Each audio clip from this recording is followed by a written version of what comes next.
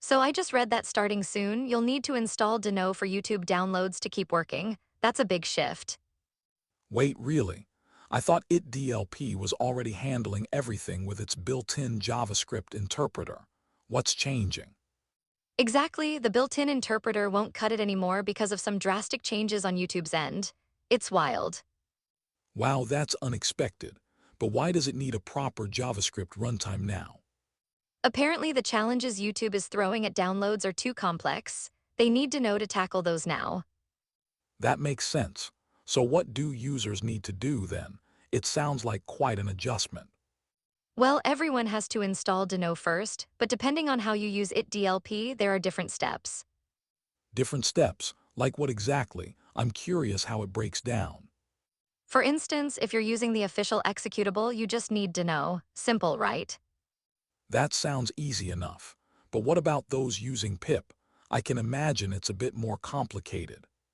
Right, they need to upgrade yt-dlp with a specific command to include the default optional dependency group. Okay, that's a bit more involved. And for zip import binary users, They have to run yt-dlp with a flag to download npm dependencies or install a JS solver package. wow, that's a lot. What about people using third-party packages? Are they just out of luck?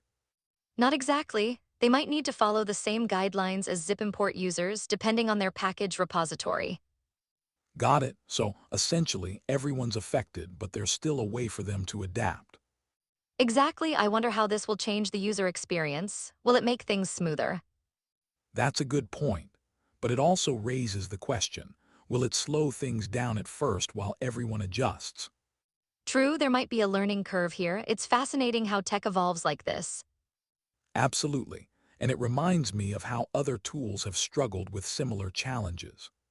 Yeah, like when websites change their APIs and tools have to catch up. It's a constant game.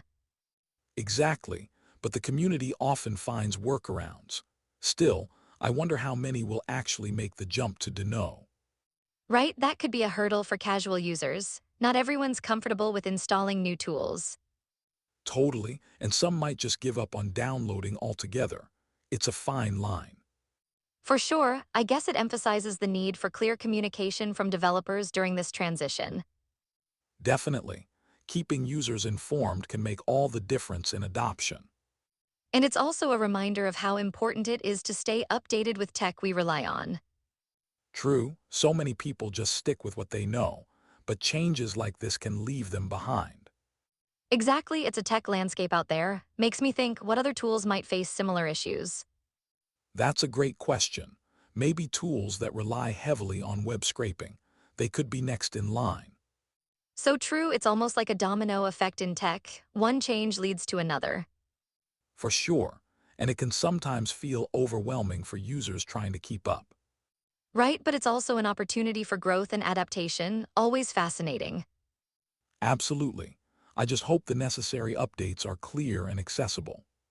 Well, if they are, it'll be interesting to see how the community responds post-transition. Definitely. It'll be a real test of user resilience and developer support. And perhaps a chance for innovation in how we approach downloading content. That's a cool way to look at it. This could lead to even better tools in the future. Exactly, so while it's a challenge now, it might just pave the way for exciting developments. But wait, what if this shift influences other platforms too? Could be a ripple effect. That's a fascinating thought. Tech like this is always interconnected. And with rapid changes happening, it's essential for users to stay proactive. Absolutely, now I can't help but wonder, how many will seize this opportunity to learn something new? Exactly. It's a great moment for tech enthusiasts to dive deeper and adapt. So the big takeaway is, change is inevitable, but how we respond can redefine our tools. Well said. It's all about embracing change as it comes while finding balance. And with that, I think it leaves us with an important question. How ready are we to adapt to these new challenges? Absolutely.